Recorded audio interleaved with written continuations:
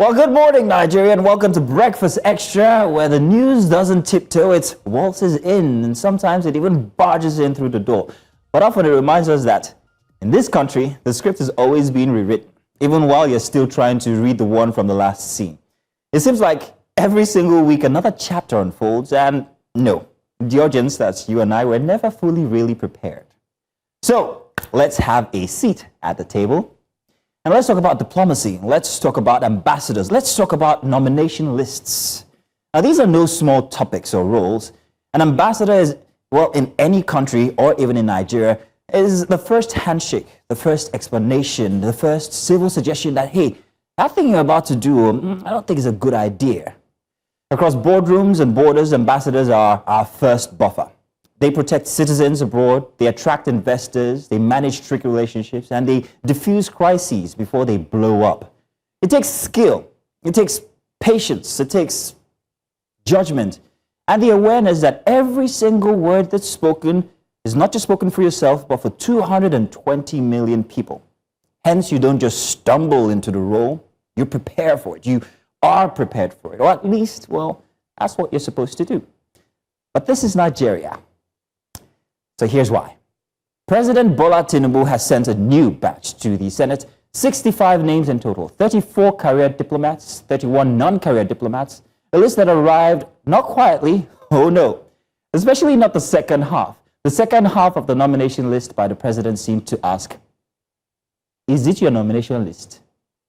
Questions have been raised, eyebrows are still high, people are still debating the logic or the lack of it that came with the initial list when it dropped.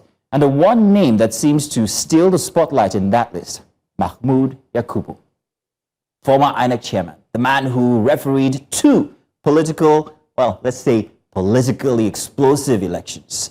Still fresh in our minds, by the way. His nomination as ambassador immediately pressed the nerves that Nigerians didn't even realize were wired. Optics, timing, neutrality.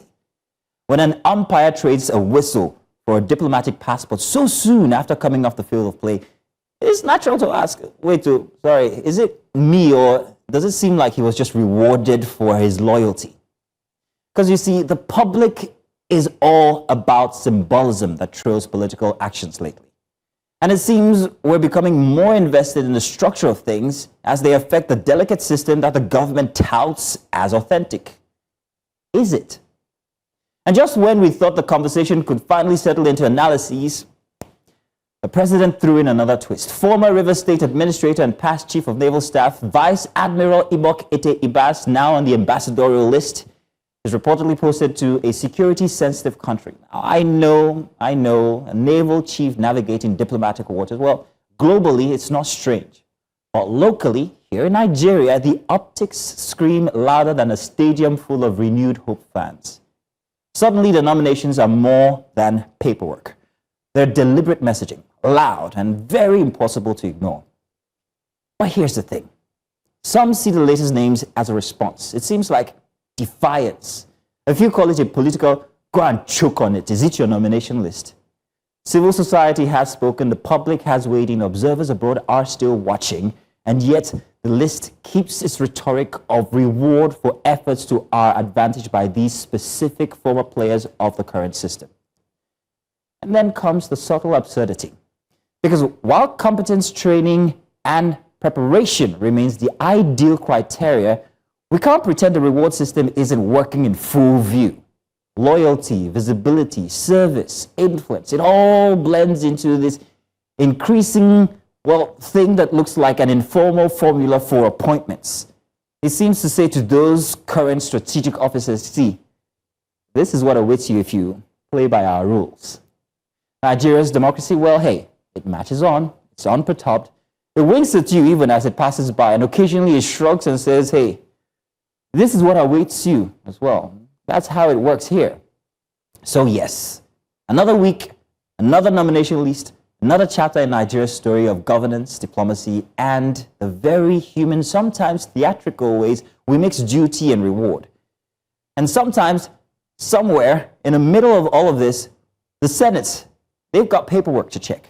Citizens have questions to ask, and the nation continues to watch with equal parts fascination, bewilderment, and amusement. Well, We dey laugh. We dey laugh. Haha. Good morning. Once again, welcome to Breakfast Extra. My name is Mazino Appeal, and of course, Queen Celestine is in the studio. We'll be doing this together for another Saturday morning. Queen, how are you? I'm very well. Good morning. Very nice glasses you've got on there. Thank you. Not bad at all. So I can see you properly. Both. Well, that's what the weekend is all about now, isn't it? I'm wondering what surprised you the most this weekend? Maybe let's just see the nomination list and a whole lot more. Nigeria, it looks like a theater, but yeah, let's see. Amazing monologue, by the way. As a chef, I thought you were going to say it's a soup of inconvenience, but it's at this point, I'm not sure if it's black soup or afang soup, but yeah, we'll see. Now you're talking. Let's get started. Welcome, Breakfast Extra for a Saturday. We've got plenty to talk about. All right.